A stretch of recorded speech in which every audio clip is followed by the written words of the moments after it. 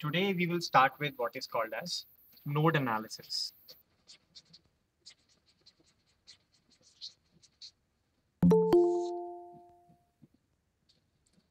Node analysis. And you can write down the point straight away. That when we apply node analysis, the network must have current sources only.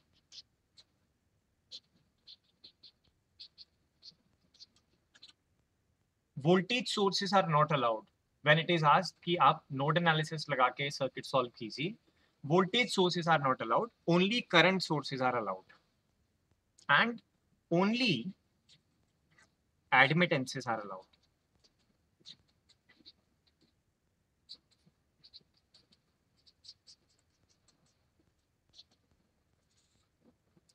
One form of Ohm's law is this: V is equals to Zi, or you know it by the form V is equals to IR, where we call Z as impedance. We call Z as impedance. Fine. There is another representation in which what we do is we take I. Somebody's mic is on, please turn that off. I is equals to some G times V. I is equals to GV. If you are having this form, then G is called as admittance.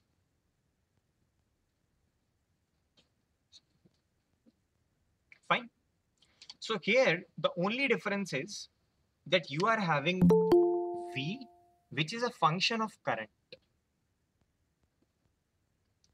And here what we have is, we have I, which is a function of voltage.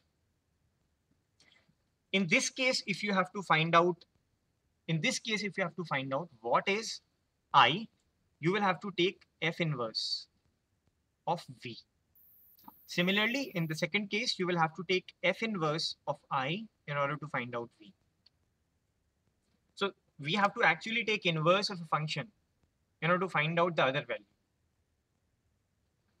Just to put this long story short, if you would have done it using V is equals to Zi form, what is going to be the units of Z?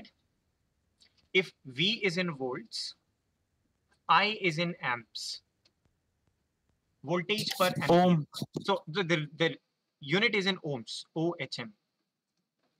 Similarly, if using this equation, I have to come to this representation. So I can write using this only, V Z inverse is equals to Z inverse into Z into I.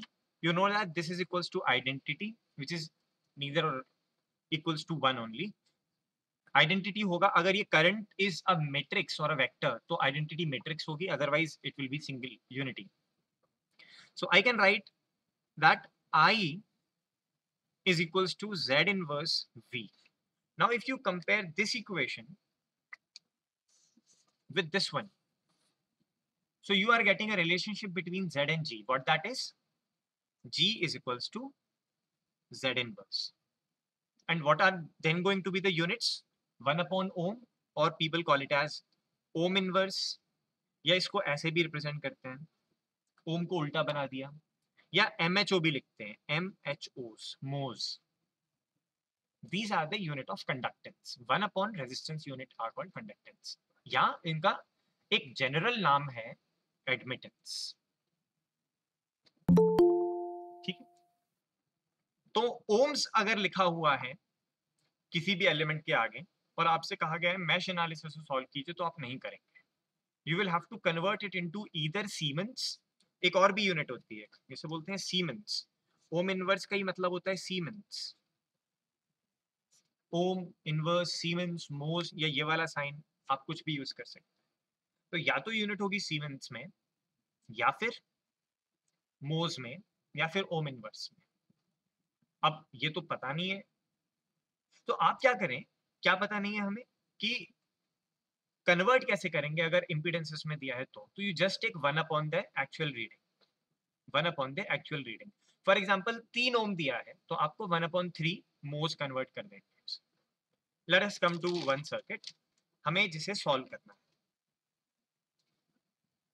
सो पहले circuit बनाने से पहले कुछ और चीजें आपको बता देते हैं कि ये तो हमने दो चीजें सीखी कि नोड एनालिसिस लगाने के लिए network must have current sources only, और दूसरी network should have only admittance representation, impedance representation is not allowed.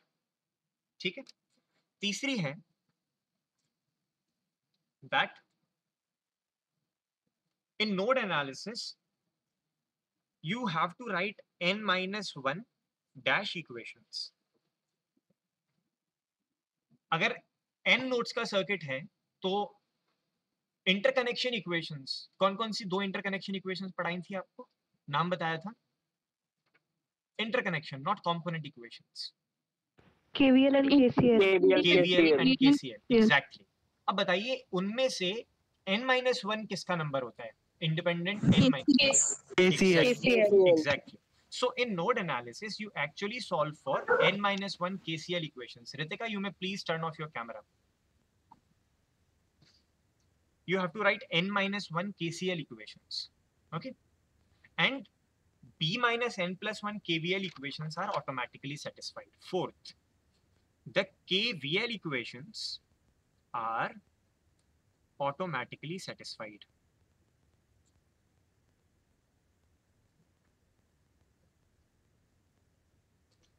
हम ये देखेंगे कि how they are automatically satisfied.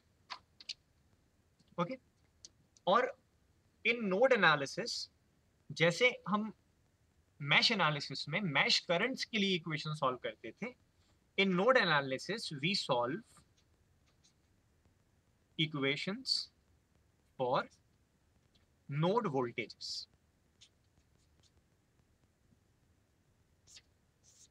ये 5 चीजें याद रखनी कि केवल करंट सोर्स होनी चाहिए, केवल एडमिटेंसेस होने चाहिए, n-1 KCL इक्वेशन लिखेंगे, KVL इक्वेशन ऑटोमेटिकली सेटिस्फाई हो जाएंगी, और हम नोड वोल्टेजेस के हिसाब से इक्वेशंस को सॉल्व करेंगे। ठीक है, नोड वोल्टेजेस के हिसाब से सॉल्व करेंगे, and remember that there will be n-1 node equations. n-1 node equations. ठीक है, अब बताएंगे क्योंकि KCL equations are nothing but node equations, ये कैसे हम लोग यूज करने वाले हैं। तो इन चीजों को हम नोड एनालिसिस को कैसे अप्लाई करते हैं ये समझेंगे एक क्वेश्चन के through. Write down a question. आप एक सर्किट बना लीजिए, मिलता जुलता है पिछले सवाल से, लेकिन इस बार हमने कुछ रीडिंग्स चेंज कर दी है। रीडिंग्स मतलब वैल्यूज ऑफ एलिमेंट्स बदल दी हैं।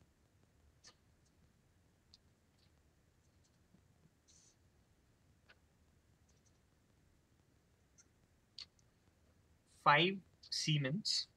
अब देखिए ये इंपॉर्टेंट है, अगर ये ओम्स में होता तो उल्टा करना पड़ता, 1/5 लेना होता। This is given as 3 siemens, 3 siemens, 2 siemens, 1/2 ohms, and this is a current of, let me tell you how much it is, current of 10 amperes. Okay, a current source of 10 amperes.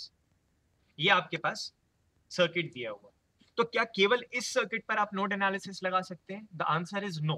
Why? Any reason? Because there is one element which is not represented in terms of एडमिटेंसेस।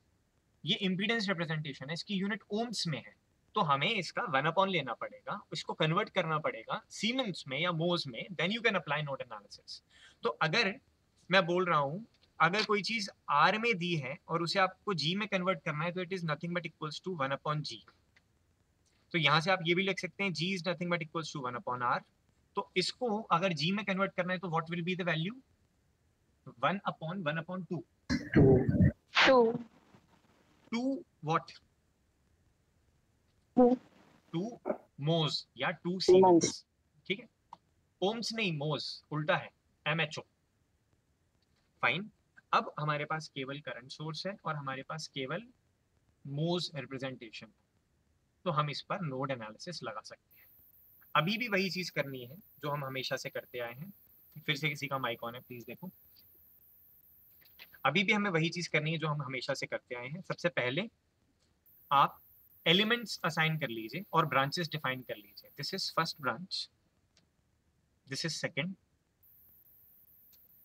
This is third, this one is fourth, this one is let's say fifth, and I'm calling this one as sixth branch. तो ये 6 branches हैं हमारे पास। Fine. अब इन branches में let me just give you कि ये तो direction of voltage है for third branch, and for others also let me specify plus minus plus minus plus minus plus minus plus minus. This is it. Now tell me, what is B? It's easy. 6. 6. What is N?